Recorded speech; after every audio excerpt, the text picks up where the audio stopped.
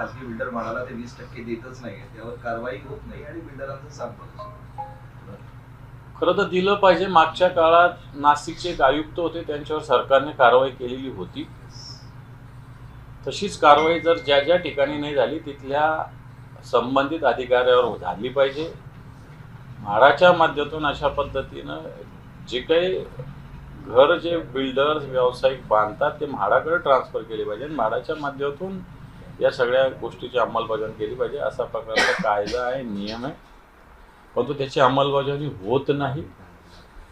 त्याला लागूनच MIDCचा एक विभाग आहे. MIDCच्या सुद्धा विशेषतः संभाजीनगरात आणि महाराष्ट्रात जिथे जिथे MIDC जागा रेसिडेन्शियल करण्याचं प्रमाण मोठ्या प्रमाणावर वाढलेलं आहे. आणि मग जर रेसिडेन्शियलचं प्रमाण जर वाढलं असेल तर या जागा म्हाडाकडे दिल्या पाहिजे, MIDCनं म्हाडाने केल्या पाहिजे. परंतु खाजगी लोक या जागा घेतात आणि नंतर मोठ्या प्रमाणावर स्वतःची बिल्डरशिप तिथं करतात. संभाजीनगरात तर सत्ताधारी पक्षाच्या मोठ्या मोठ्या बिल्डरांनी MIDCच्या जागेवर स्वतःच्या बापाची प्रॉपर्टी असल्यासारखे जाहिराती करतायत. मला असं वाटतं हाही विषय महत्वाचा आहे. जिल्हा परिषदच्या निवडणुका अवघ्या 2 दिवसावर आल्या, तर तुमच्याकडे तुम्ही सत्तेत असाल की नसाल? हे पहा, अजून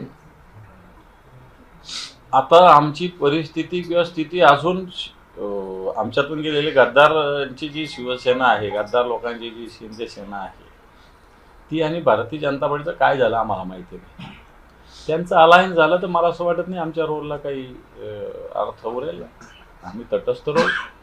परंतु त्यांचं जर फाटलं तर मला असं वाटतं त्याच्यातून राजकीय दृष्ट्या काही संधी साधता येते का असा प्रयत्न निश्चित आम्ही करू. तुम्हाला कोणी संपर्क करतो?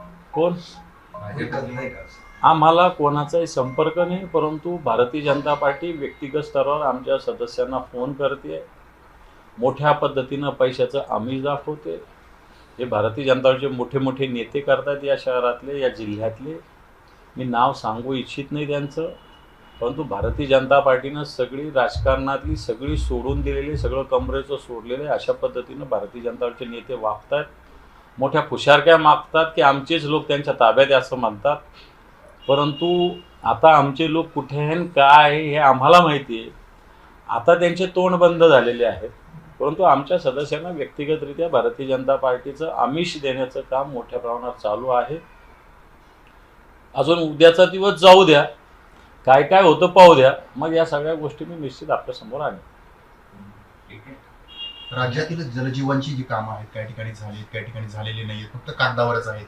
मात्र उन्हाळ्यामध्ये आता त्याचे तीव्र झळा जे आहेत त्याला सोसाव्या लागतात, पाणी मिळत नाही लोकांना. हे पहा, खरं तर जलजीवन मिशन योजना अतिशय चांगली योजना आहे. महत्वाकांक्षी देशभरात अंमलबजावणी करणारी योजना आहे. परंतु याच्यात वाटा राज्याचा अर्धा, केंद्राचा अर्धा अशा पद्धतीने. आत्ताच्या घडीला राज्याच्या अर्ध्या योजना ह्या अडगळीत पडलेल्या आहे निधी अभावी. उद्या निधी आला तरी तेवढ्यात काम होणार नाही, कारण एक एक महिन्यामध्ये, एक एक 2-2 महिन्यामध्ये याचं बजेट बिघडत असतं. रुपयाची वस्तू ₹1.25 होते, ₹1.5 होते, ₹2 होते, ₹5 वस्तू ₹10 होते. आणि म्हणून ही योजना मला वाटत नाही फार लवकर पूर्ण होईल. ज्यावेळेस सगळे होईल त्या